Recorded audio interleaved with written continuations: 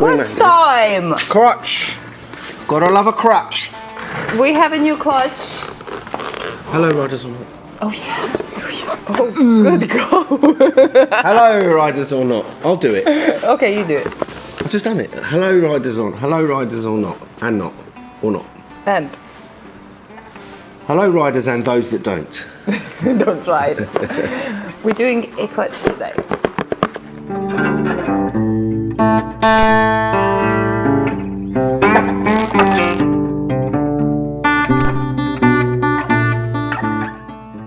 Good, and hopefully a bit of a road test because the weather's going to be holding out. The weather is very nice today. So Cold? really hope so. It's cold, it's winter in it's UK, so we can't expect a magic. So we're doing a clutch, and to start with, Simon already said that we have to soak the clutch in the clean oil. Soak the clutch in clean oil. Yeah, Yeah, which we have dry plates prepared already. I normally leave them for about 10 minutes. Okay. Nothing too major. That's it. Upside down. Yeah, that'll do. Is that okay? Yeah. You need a tissue now, don't you? So clutch, and we have a tank a little bit leaking, which due to a not very accurate welding.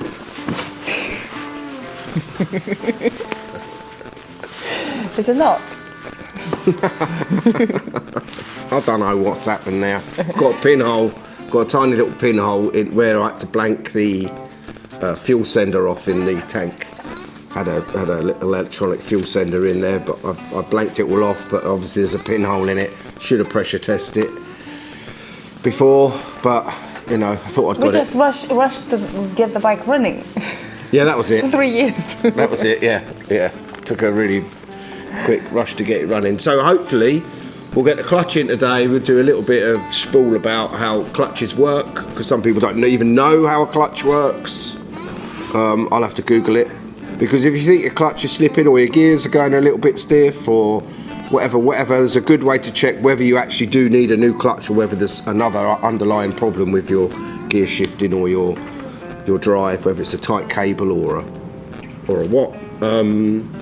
But we'll go through how to measure a clutch pack height, and then you can take your clutch out, measure your clutch pack height. Actually, there's nothing wrong. My clutch is all good. It's all good. It's got enough life left in it. There must be an underlying problem. So we'll go through that.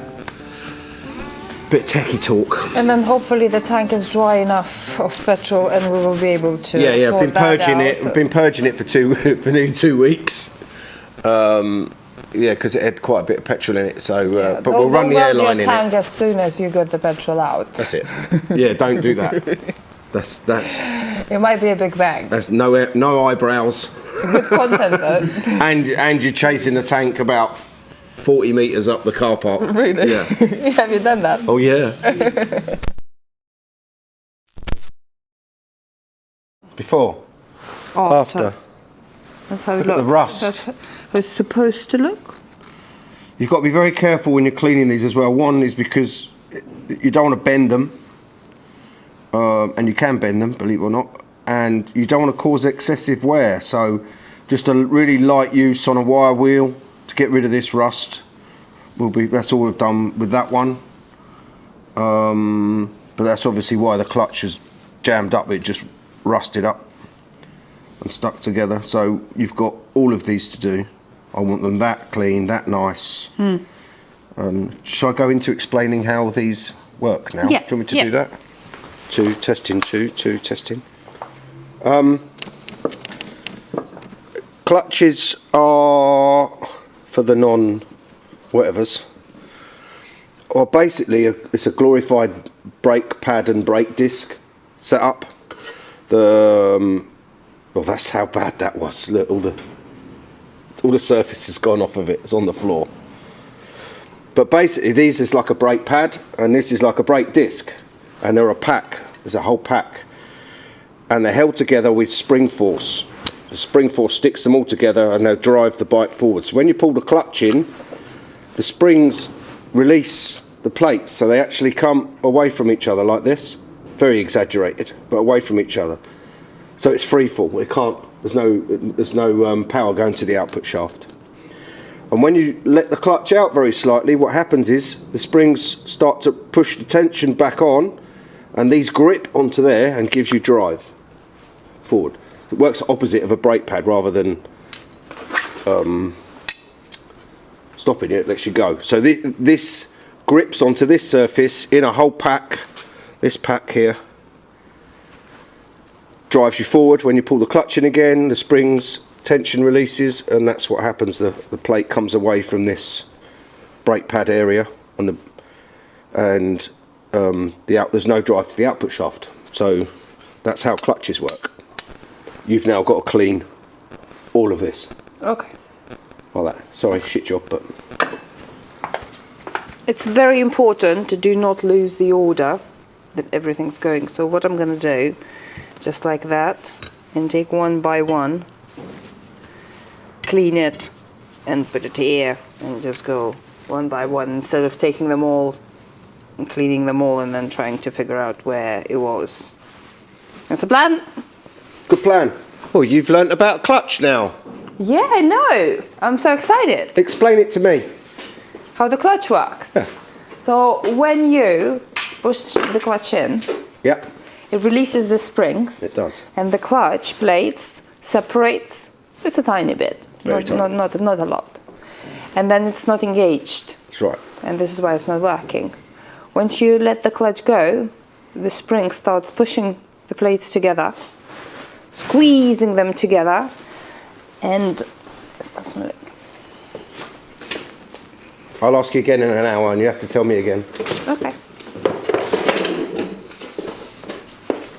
Just in case I've forgotten. Do you want a tip? I'll give you a tip. Give me a tip. Move the chair out of the way. Stand to this side where Yeah. there's less wind. Okay. Because that's freezing. Is it? Yeah, I was doing it the other day. I can't remember what I was cleaning the other day, and I stood here and I'm like, if I just stood to the side a little bit, the glasses on, just stood to the side a little bit, the wind isn't so bad. Okay. Because I stood there going, It was cold. top tip. Top tip working in winter. Yeah. Stay away from the flappers.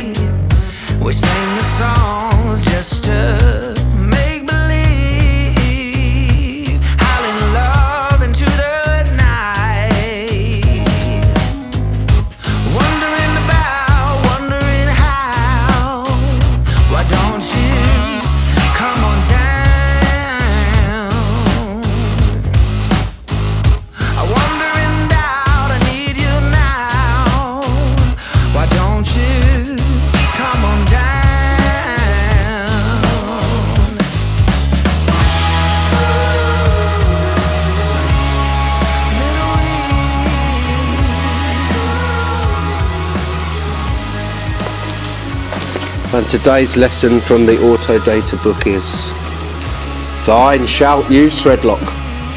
Thou shalt not let thy tyres go under pressure. Thou shalt always be very wary of your brake pad thickness, chain tension, and as God intended, the thing that separates us from the animals is lubrication. Thank you. I've been inhaling that feeling. You can't do that.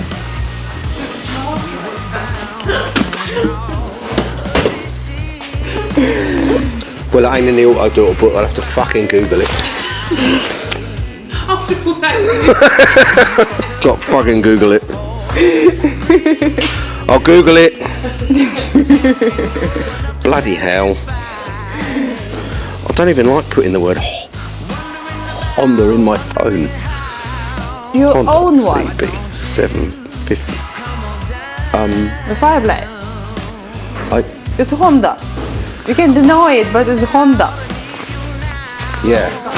I'm trying to deny. I own two. There's one on the other bench. Yeah, but I own the Fireblade. Anyway, CB750.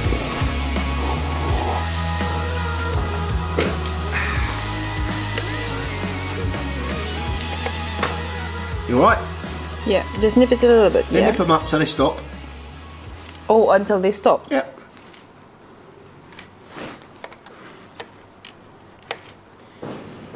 Opposites, that's good. Spreading Yeah. the load. Spreading the load.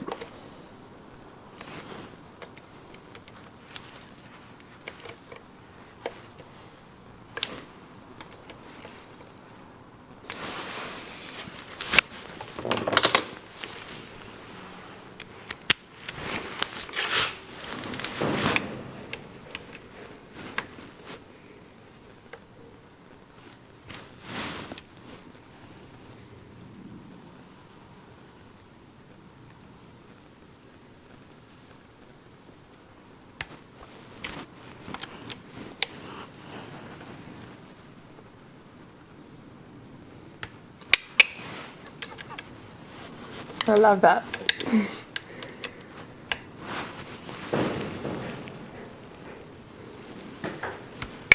I have to double check that one because I think it's. I didn't get it. No. You can't do that noise though, can you?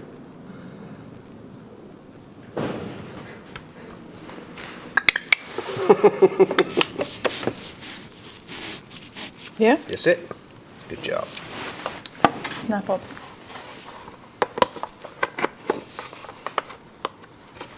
Not sponsored by Snap-on.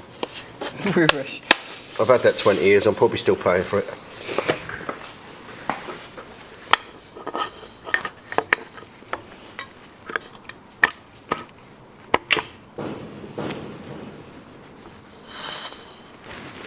Your little locating down there, one there. Yeah. And, And one here as well.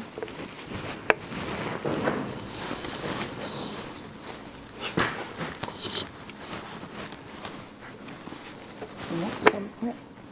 Yeah, that's better. Okay.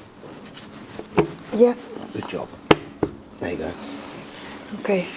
And your bolts are all in order, I believe. How you Yes, left them. they are. And you've marked where your first bolt goes in.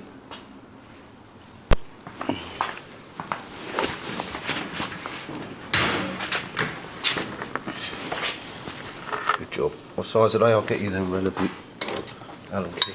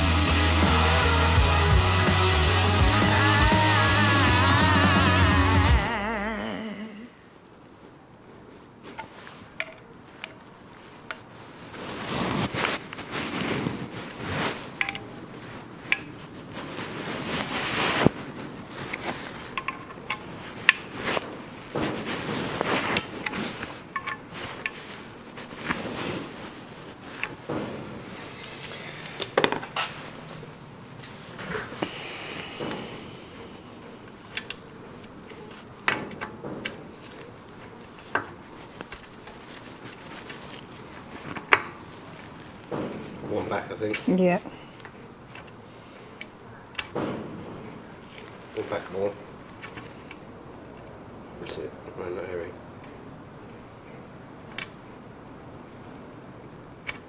Yeah. I think it is that area, yeah.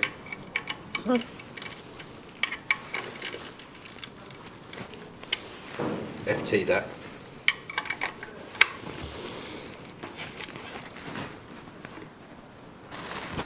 Good job.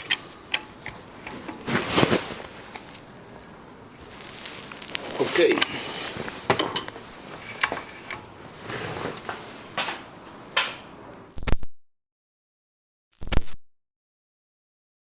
I feel like I have to film this explanation because next episode from In Customs will be not me riding Jonesy, it's -4 outside anyway, but back on building Crow. And the reason for that is I want to finish it for the Bike Shed 2025 and for it to be running like a properly functional bike, finished by all means, and ride it next season. And I'm not dropping Jonesy again. I will tell you what happened. That day we had a lot of issues with welding the tank because the tin is so thin. I mean, Simon has 30-40 years experience of welding, and he was really struggling for hours. At some point I thought I will have to buy a new tank and change the design and all these things, but eventually he worked the magic of his experience and managed to weld it up, and that bike just keeps delivering. There are a few issues, there are a number of things that could be wrong. It's running but not running smoothly and not running as it has to run. I don't know what else could happen with that bike. I'll be honest with you, I want this, I just want it done. I just feel like it's been going forever. I just feel like, oh my God, I want to ride that bike so badly, and every single time we started it, I hear the sound and I get all excited, and then I look at Simon's face and I understand that the sound is not right. It's hard because it's January, and let's be honest with each other, January is a very bad month for extra expenses. Or any expenses at all. Like, we all overspend in December, and it is a difficult month. This is another reason why it has to be delayed, because I have to buy parts for a Crow to finish it in time, and I really like it this month. I can't afford building 2 bikes, so Jonesy is delayed. It's not abandoned, it's not forgotten. He's just on the side, sleeping. Currently at Mint Customs, but I have a feeling that I have to take it to my garage because I don't think Simon can look at it anymore. He'll probably comment that. I think he hates that bike. And I have to prove him that it's a lovely bike. I have to make it right. If you have any suggestions, if you know what could possibly be wrong, leave a comment. I'll definitely read that, and most probably Simon will read that, and let's have a discussion about that. Let's all together as a community make Jonesy run.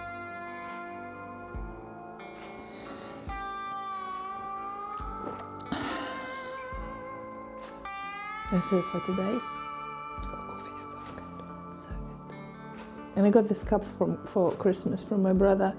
He brought it, it's handmade in Germany. He brought it from Germany. Anyway, thanks for watching for today. It's been a pleasure as always, and I'll see you on the next one.